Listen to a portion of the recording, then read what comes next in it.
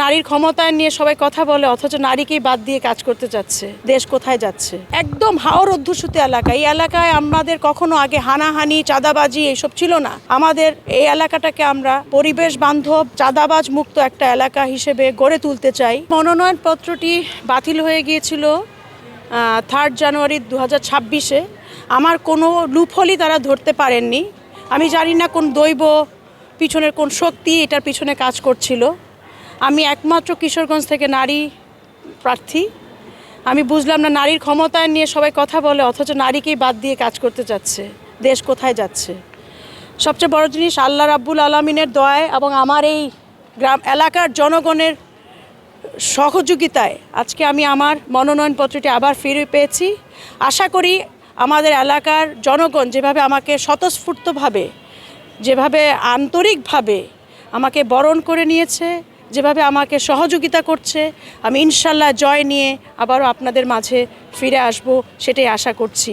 আমার এলাকাটা খুব অধ্যুষিত এলাকা, আমার এলাকাটা হাওর এলাকা। এই এলাকার মানুষগুলো খুবই অসহায়, নিরীহ। আমি চাই আমার এলাকার উন্নয়ন করে এই নিরীহ মানুষদের পাশে, খেটে খাওয়া মানুষ, বৈষম্যহীন সমাজ গড়ে তোলার চেষ্টা করব ইনশাল্লাহ। হাওরকে করব একটি ডিজিটাল হাব হিসেবে সারা বাংলাদেশে পরিচিত করার আমার একটি ইচ্ছা এবং পরিকল্পনা আছে। একদম হাওর অধ্যুষিত এলাকা। এই এলাকায় আমাদের কখনো আগে হানাহানি, চাঁদাবাজি এইসব ছিল না। এই কয়েকদিন ধরে দেখছি খুব হানাহানি হচ্ছে, চাঁদাবাজি হচ্ছে। আমাদের এই এলাকাটাকে আমরা পরিবেশ বান্ধব, চাঁদাবাজ মুক্ত একটা এলাকা হিসেবে গড়ে তুলতে চাই এবং আশা করি আমার যে অন্যান্য যারা প্রার্থী আছেন ওনারাও একই ব্যাপারে আমাদেরকে সহযোগিতা করবেন বলে আমরা আশা করি।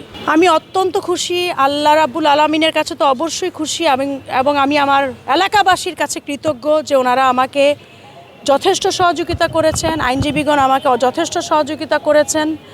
আসলে আমাকে তো এটা আমার কোনো বড় ধরনের কোনো ছিল না, এটা ইচ্ছাকৃতভাবেই করেছে, সেটাও বুঝতে পেরেছি।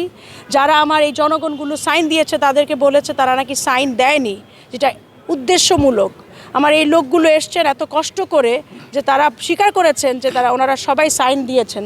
তা আমার সাইন যারা দিয়েছেন তাদেরকে ভূমি অফিস থেকে গিয়ে যদি বলেন যে আমরা প্রার্থীর পক্ষে না বলে ভূমি অফিসের কথা বলে কোনো মানুষ আপনার সাথে কথা বলবে না। আপনাকে বলতে হবে আমি স্বতন্ত্র প্রার্থী কাজী রেহা কবিরের পক্ষ থেকে এসেছি, আপনারা কি সাইন করেছেন কিনা।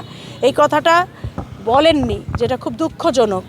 এবং ওনারা আজকে প্রমাণ করে দিয়েছেন যে আমি মিথ্যার উপরে দাঁড়িয়ে আমি আমার নির্বাচন করতে যাচ্ছি না। আমি সত্যকে সাথে নিয়ে ন্যায়ের পথে আমার অধিকার আদায়ের জন্য আমি আমার পথ চালিয়ে যাব, আমি আমার কর্মকাণ্ড চালিয়ে যাব।